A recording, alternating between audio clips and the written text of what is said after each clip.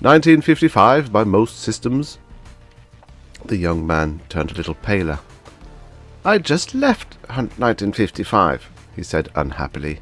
4 times, in fact. 4 different 1955s, and each one's a bit worse. Now the machine won't work. Your theory's wrong, Corrigan said calmly. Hasn't it occurred to you yet that time travel might be impossible? The young man made a choked sound. He began to climb down from his perch, keeping his eyes fixed suspiciously on Corrigan as he did so. He saw Corrigan as a small brown man, dressed in loose blue trousers, barefooted, and with a puff of white hair that seemed never to have been properly cut. The lawns and grassy roads, the bright and impermanent-looking buildings, and Corrigan himself, all added up to one thing in the young man's mind. You're wrong, Corrigan said. I'm not a lunatic, and this isn't an asylum. We don't have them. The young man on the ground now stared at Corrigan in evident horror. Mind reading? More or less, Corrigan said. It saves time. For instance, you're Darwin Lenner, and you'd like very much to get back to wherever you started from. In fact, you have to, or something unpleasant might happen to you by your standards. I'll be absent without permission, Lenner admitted. I wish you wouldn't do that. Only when absolutely necessary, Corrigan smiled. I'm a philosopher by trade myself, not a mind reader. My name is Philip Corrigan, and I'll be very glad to help you on your way. But I think it might be a little difficult. We aren't really a very mechanically minded people here. Lenner ran his hands through his hair. I've got to get back. Isn't there anybody who knows something about time machines? Corrigan had been thinking swiftly. Found. He had also been carrying on a conversation which Lenner could not possibly hear with a man who was several miles away. Burwell, he wants to go home. Fine, he ought to. Why doesn't he? He lost his confidence. He thinks his machine's broken down. That kind, eh? I suppose the thing never really did work very well. Most of them don't. They go travelling around hit or miss through probability under the operator's own mental stream. But this fellow probably comes from a world where an idea like that's illegal. Sounds like it. Corrigan, take him on a guided tour or something, and keep him busy. I'll be over as soon as I can. I'm going to do something for his self-confidence. Here's the story to give him. Corrigan had always enjoyed conducting guided tours, and he was enjoying this one especially well. He had a slightly wicked taste for complicated teasing, and Lenner was a perfect object. He had evidently come from one of the more unpleasant probabilities, a world full of complex rules and harshly restrictive. Anything that he saw bothered him. The handsome girls, wearing unstrategically placed flowers and very little else, the flocks of children, as plentiful as pigeons and apparently as free of supervision, the almost total absence of anybody actually performing useful work, all of it contributed to Lenner's increasing nervousness. The guided tour went in a wide circle, and Lenner and Corrigan wound up sitting in a tavern facing on Mainway. Lenner ignored the green drink before him and peered unhappily out the big window toward his machine. "Where is that friend of yours?" he asked for the 5th time. "He'll be here," Corrigan assured him. "Why hurry? Don't you like it here?" Lenner's mouth hardened. He looked around him and shook his head. "No." He spoke almost apologetically. "I'm sorry. Well, look, old fellow, no hard feelings, I hope. But this world of yours is primitive. Degenerate, I'd say." "Primitive?" "No laws, not even morals. Those girls. And of course, you don't have any civilized advantages, not even ground transportation. That man you spoke of has to walk here. And that's something else I don't understand. You say he's another time traveller." "Probability traveller, actually," Corrigan corrected. "All right, probability. Why does he stay here? Why would a really intelligent man give up civilization?" "Well, you know how it is. He's gone native, you might say. Life among the lotus eaters and all that. Might happen to anybody, even yourself." Lenner shuddered. "It's all right, though," Corrigan continued. "He'll be here any minute, and I'm sure he'll be able to help. Knows all there is to know about these machines. In fact, here he comes now." Burwell entered, and Corrigan could hardly suppress a small chuckle. Burwell had picked up Lena's ideas about what a man of intelligence and authority ought to look like, and had gone to some trouble to look the part.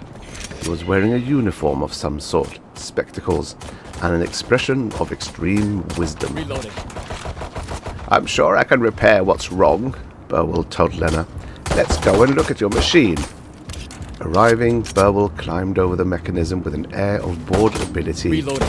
occasionally thumping at something, adjusting something else, or hitting a part with the tool until it rang. He muttered to himself as he worked, allowing the sound of his musings to drift in Lena's directions. Badly twisted impeller. The varish is more or less waffled. Let's see if... there we are. He climbed down and solemnly shook hands with Lena. "Fine machine you've got there, my boy. It'll take you back to your own place quite easily now. There wasn't a thing wrong except the drift crotch. One enemy However, remaining. I wouldn't use it again if I were you. There's no real control on these things. A man could end up anywhere. And of course, you'd never find your way back here without control." "Well, thanks," Lena said doubtfully. He glanced around. "It's a shame there's no way we could regularly communicate between our worlds. There's a lot we could do for this one." "I'm sure of that," Burwell said, hastily looking away. "But it isn't worth the danger and difficulty of reaching us.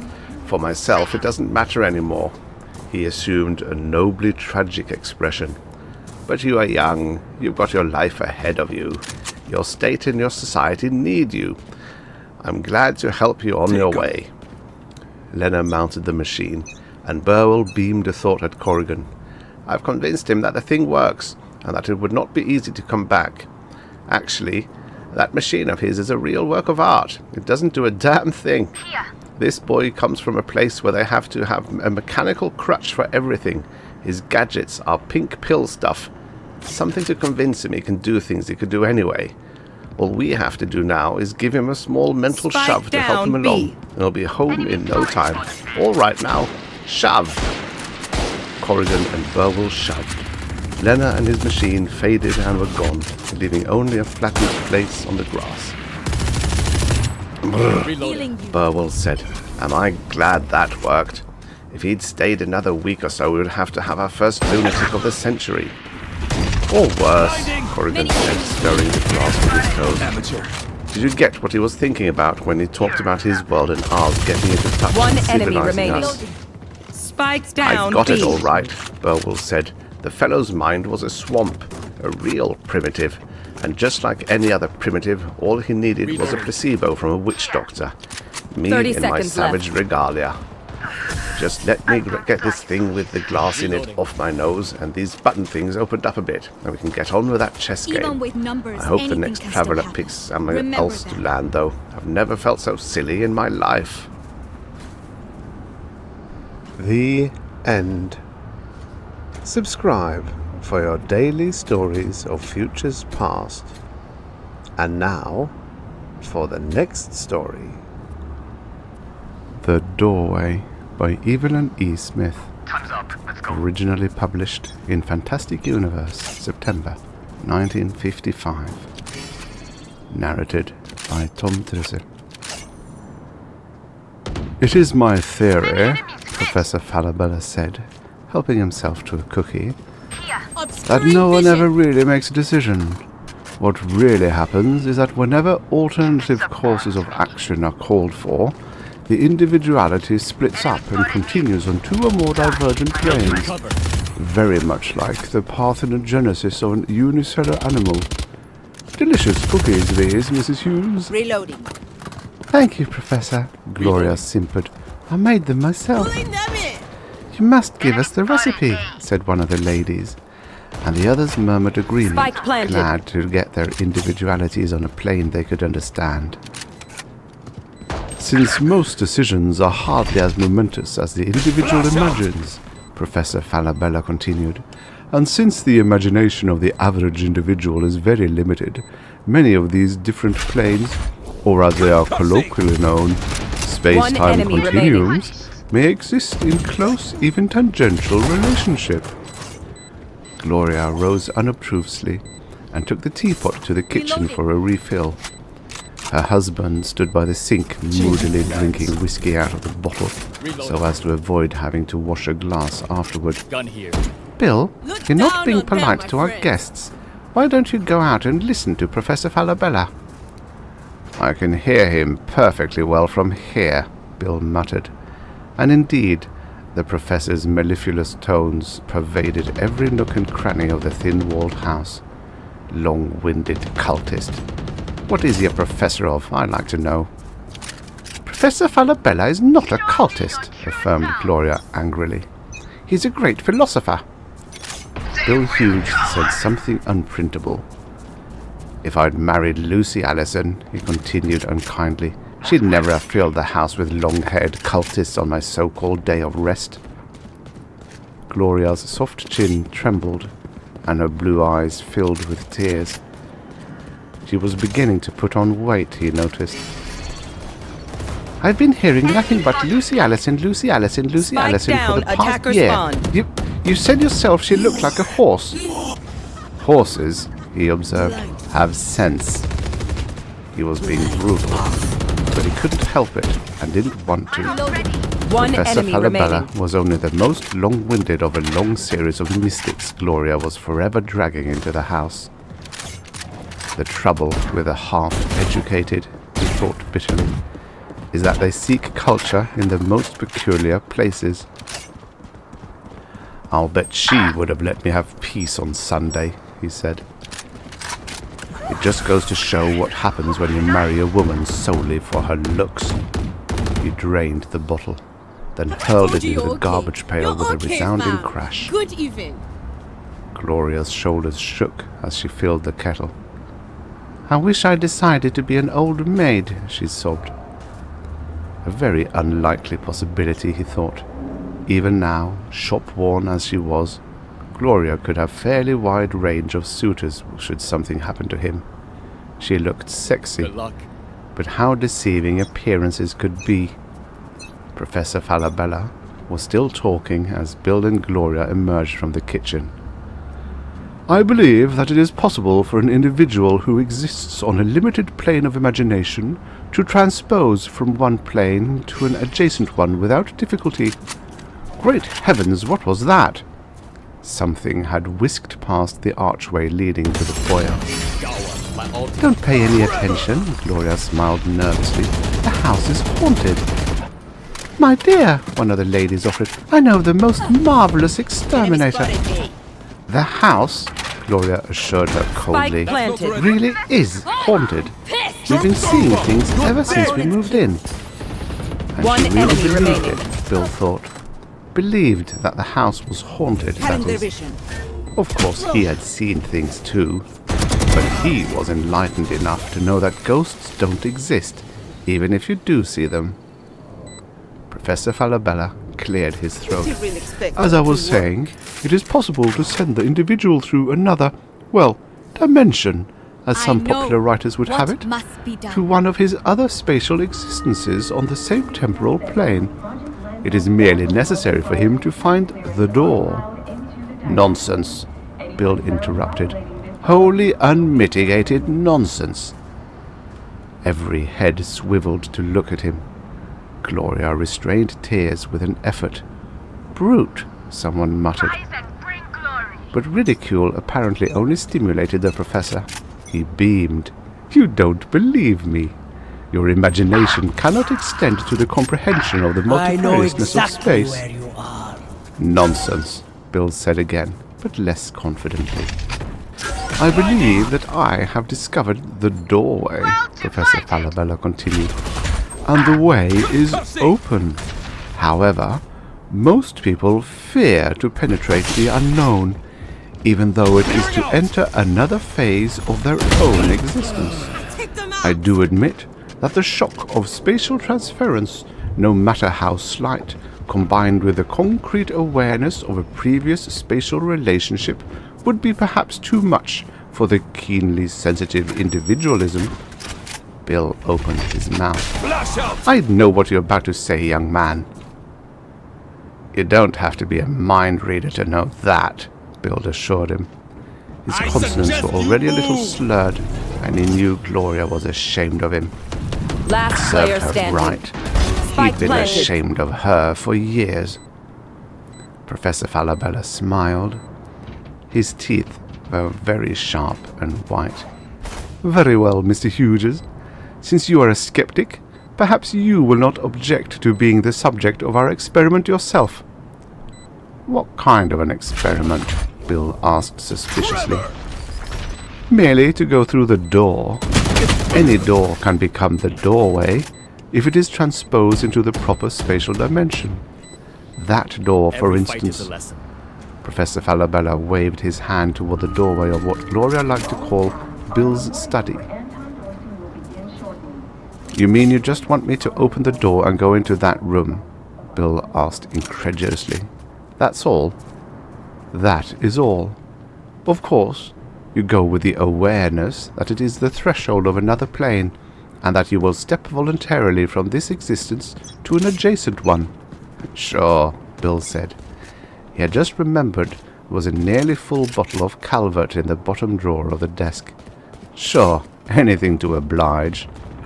Very well, go to the door, and keep remembering that your own free will you are passing from this plane to the next. Look out, everybody, Bill called raucously as he pulled open the door. I'm coming in on the next plane. No one laughed. He stepped over the threshold, shutting the door firmly behind him. A wonderful excuse to get away from those blasted women. He'd climb out of the window as soon as he'd collected the whiskey and give them a nervous moment thinking he'd really passed into another existence. It would serve Gloria right. For a moment, as he crossed, he had a queer sensation. Maybe there was something in what Professor Falabella said. But no, there he was in the study. All that mumbo-jumbo was getting him down, that was all. He was a nervous man, only nobody appreciated the fact. Taking a cigarette out of the pack in his pocket, he reached for the lighter on his desk. It wasn't there. Time and time again he'd told Gloria not to touch his things, and always she'd disobeyed him. Company was coming and she must tidy up. Cooking and cleaning, that was all she was good for. But this was carrying tidiness too far.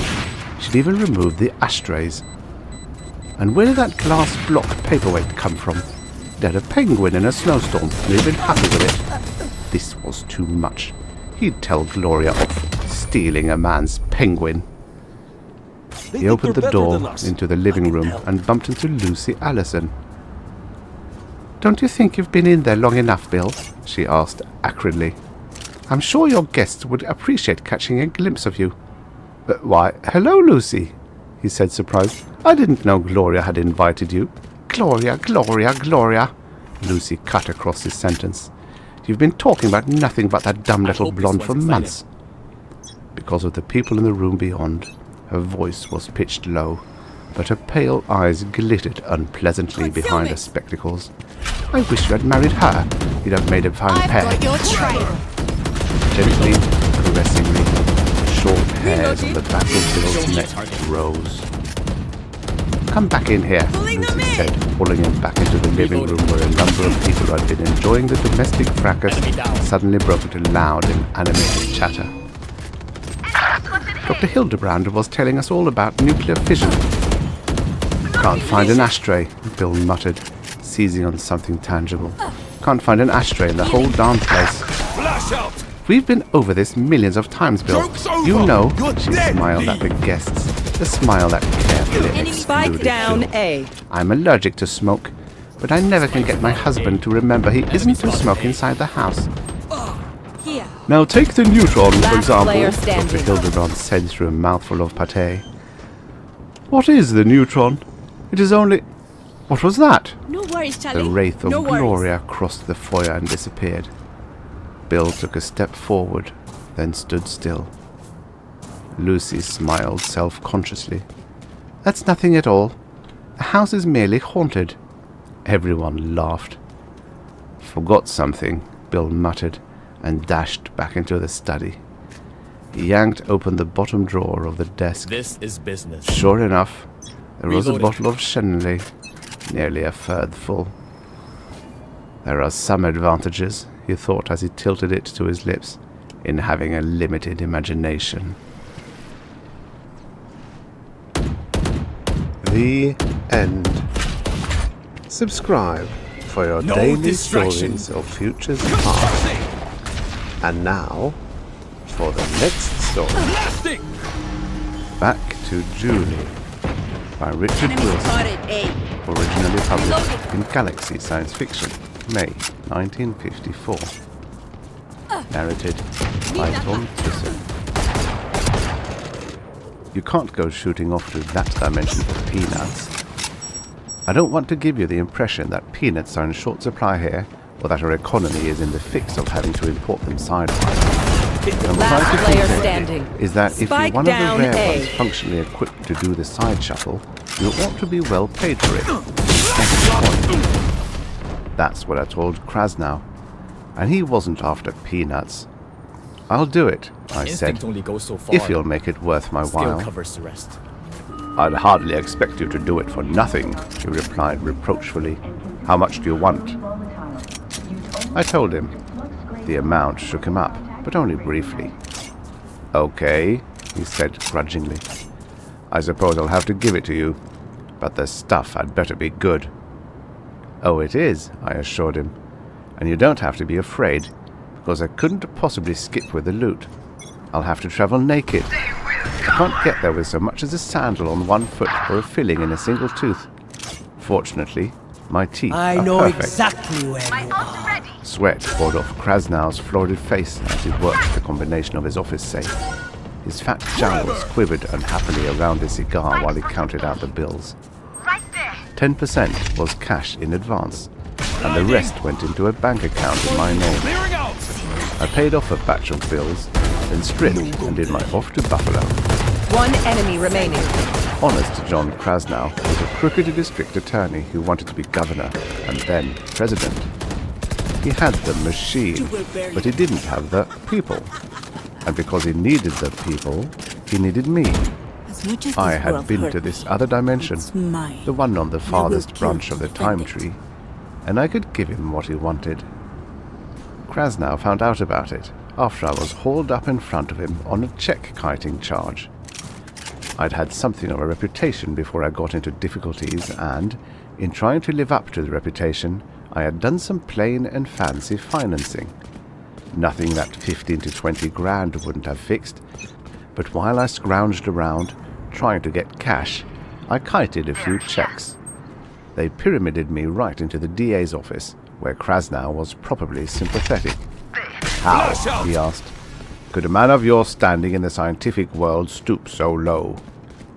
It developed into quite a lecture, and even coming from Krasnow, it made me feel pretty low. Joke's over! You're dead! So I began explaining.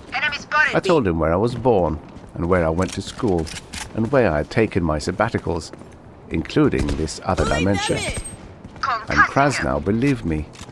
I can't account for it, except possibly because he knew he was a crook, and I knew I wasn't one. Exactly.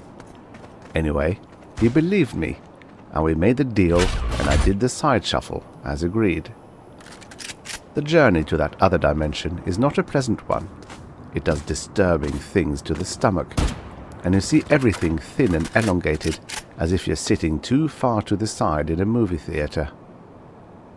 I got there, however, and waited for the hiccups to subside. 30 Hiccupi seconds laterali, left. I had called them when I considered writing an article for the medical journal after my first trip. With the hiccupi One gone, enemy remaining. I stole some Spike clothing, down A. which was one of the riskiest parts of the program, and waited for morning. I didn't have any money, of course, so I had to 10 hitchhike seconds into left. town. Spike spotted me. I could have stolen myself a better fit, but people aren't clothes conscious in that dimension. They're more interested in what you are and what you can do. Last round before the Driver switch. of the car that gave me a lift asked, "And what is your field of endeavor?" I told him, "I am able to eliminate the long wait in ivory production by accelerating the growth cycle of elephants." He was deeply impressed and tipped me handsomely. I was less impressed with his talent for growing cobbler's corn, and therefore had to return only a small part of the sum he gave me. The world of this dimension had developed some remarkable parallels to Earth. I mean our Earth, which falls into what I have called designated Timeline 1.1, since it's the Earth with which I am most familiar. Every other world that has a language calls itself Earth 2. I had to visit briefly hundreds of the lateral worlds, hovering over primordial swamps, limitless oceans, insect kingdoms, and radioactive planetoids, before I found the one that was truly parallel. Right there. It existed in Timeline 17.08, and it had refrigerators, platinum blondes, automobiles, One enemy remaining. airplanes, apple pie, tabloids, television, scotch and soda. Just about everything we think makes life worthwhile. But it had its little differences. Switching It sides. was only to be expected in a timeline where the bionomics would create a new world each time someone changed his mind. Thus, the cobbler's corn man was driving what looked to me like a Chevrolet, but which was a Morton in his world. He let me off near a downtown restaurant where, thanks to a little exchange of talent talk, I had enough money for breakfast. It was considered unethical to swap talent talk outside the limits of certain rigidly defined groups, so I didn't try to out-impress the waitress. Fed, Thank you. and feeling my stolen clothes a bit better, They're in our sights. I walked to the recorder's office and spent the rest of the morning looking up old documents. There was nothing there for Krasnow, as I had expected. But for me, there was a very pretty file clerk.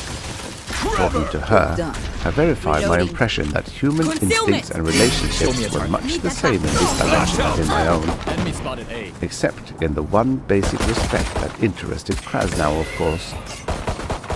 The file clerk and I lunched together, and then I spent the afternoon in the library. But I didn't find anything there either, Right there. and then I had dinner with her. Blocking She vision. said her name was Julie. I told her mine was Heck, for Hector, spike which down. it is. She thought Spike it was down awfully A. cute, and we got along fine. Uh, Julie had a delightful Last apartment player and a standing. matching sense of hospitality. The following day, when she went to work, I stayed home and washed the dishes and made the bed and used the telephone. I ran up quite a bill with my long-distance symphony calls, of this. but I found out what I needed to know. Get used to it. I impressed a lot of people with my elephant story and pretended to be impressed hardly at all with what they told me they did, although often I was, very much. The trouble with these people is that they no longer know how to lie, if that can be listed as trouble. I don't Hit think them it fast. can. Hit them hard. Neither did Krasnow, obviously. He'd never have sent me off on my expensive side trip if he had. Of course, Krasnow looked at it objectively.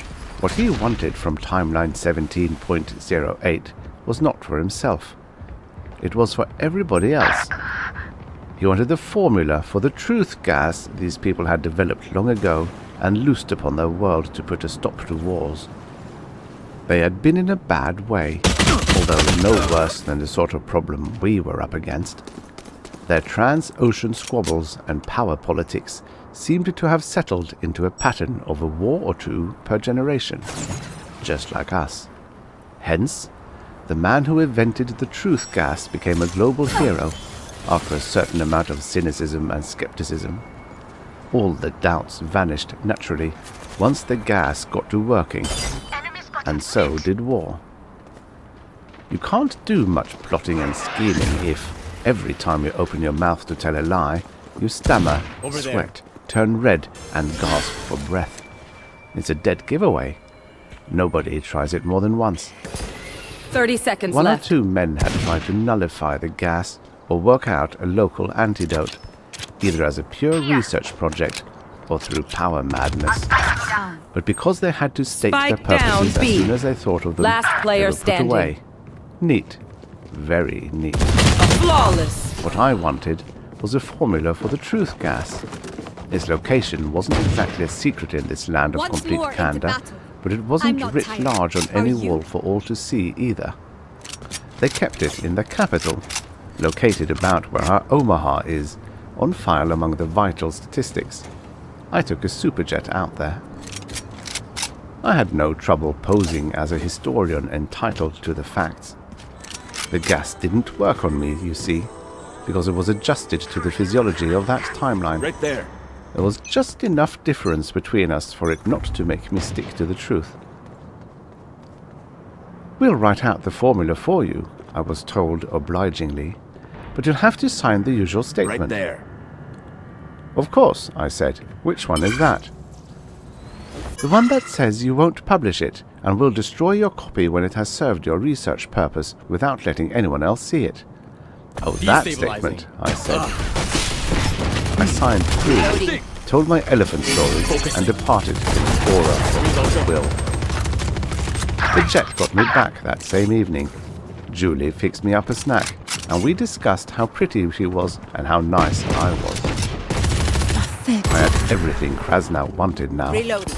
I felt pretty good about it, because there was nobody else who could have done the job for him, and because it wasn't spying, really. Earth 1.1 on the timeline is world enough for Krasnow, I'm sure. Besides, dimensions don't have wars with one another. Too many things can go wrong. Julie was lovely, and I hated to leave the next morning, 30 but seconds it left. was my job. I told her, "I'm afraid I have to leave town for a bit, dear, but I'll One be back enemy very remaining. soon. Business, you know."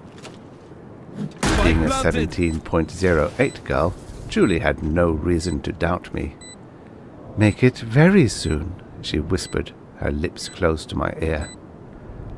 So I came back, and now Krasnow has what he wants. He's delighted, as he should be. I've made up the gas for him and adjusted the formula so that it will work on people of our timeline.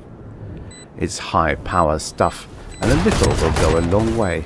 I also made up an antidote for him.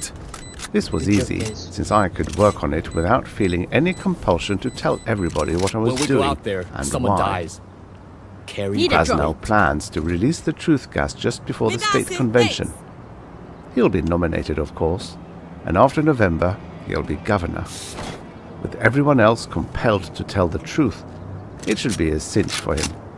He's a patient man, honest John Krasnow is, and is willing to wait 4 years for the presidency. Fight!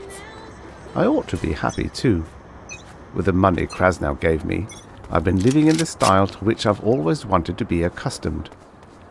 He has offered me a place on his staff, and somewhat superfluously, the use of his antidote. Naturally, the reason he was so magnanimous was that he doesn't want anyone else around who knows his gimmick and might have to tell the truth about it. But I have had enough of this dimension now that Krasnow has what I promised him. He's going to use it tomorrow. And if I know honest John, and I do, not even the presidency will be big enough for him. So I'm going back to Julie. Obscuring vision. There are some obvious questions in your mind, I know, such as, why did I get the formula for Krasnow knowing there was no way for him to prosecute me while I was in Julie's dimension? And what made me come back? In short, what was in it for me? Let's call it research. Krasnow is a big-time operator. I've always been, you might say, in the peanut end of the game. He had a great deal to teach me, and I'm happy to say, was an apt pupil.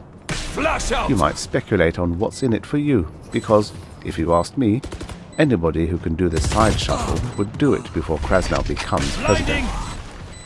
However, don't go to 17.08 unless you want to swap one Krasnow for another.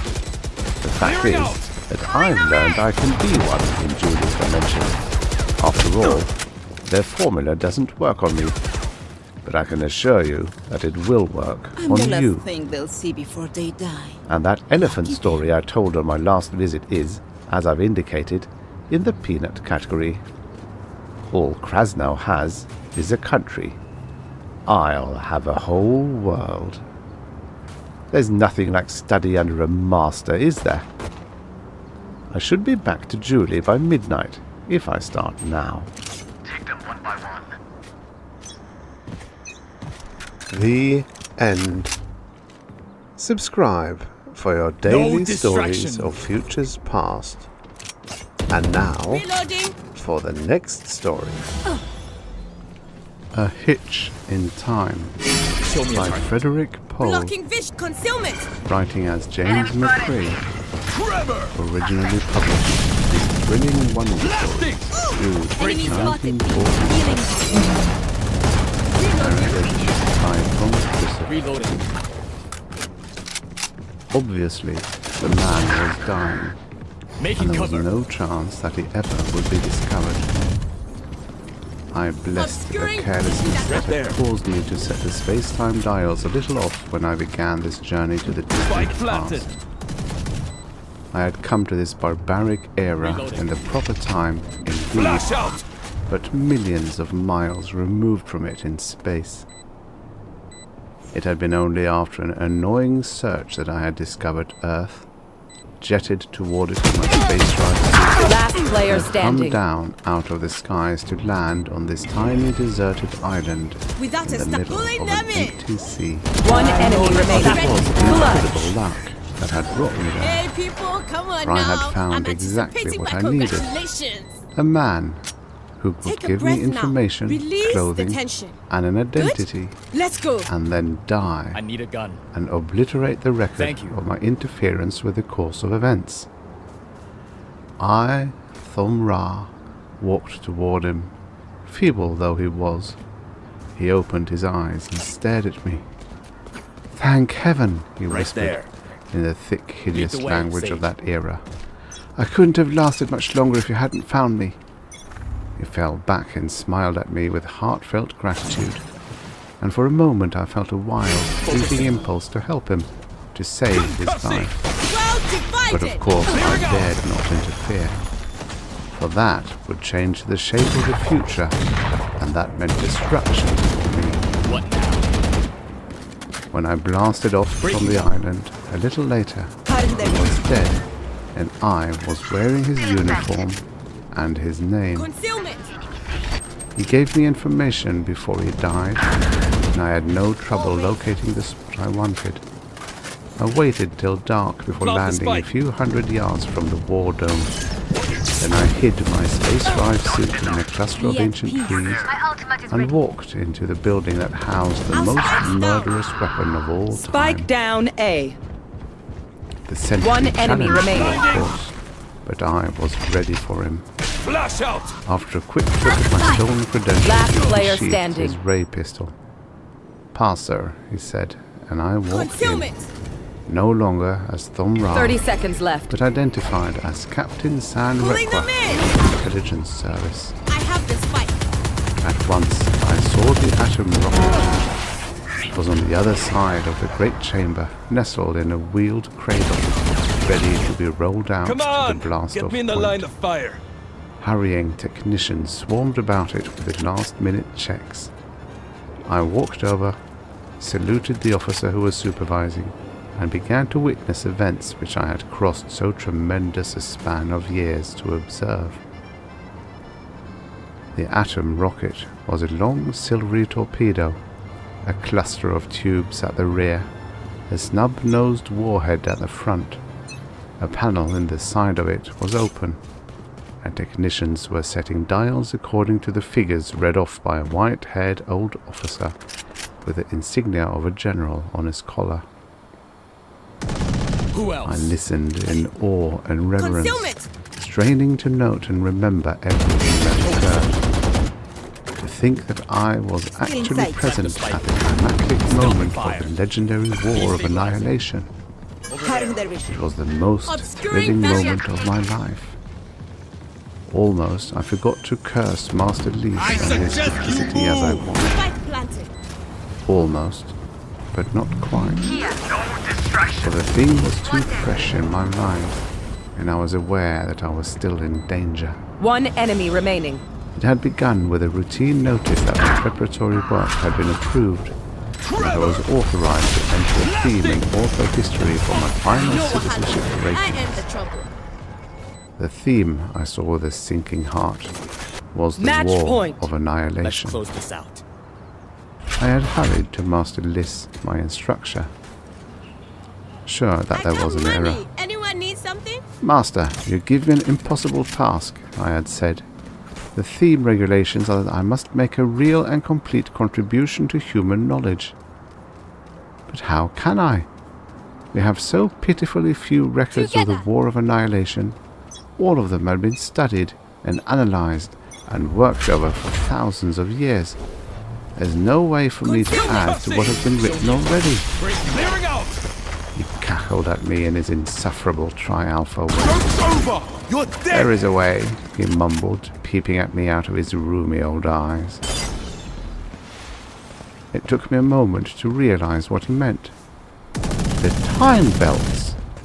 And Master Liss nodded. Making cover. While I argued with him, of course.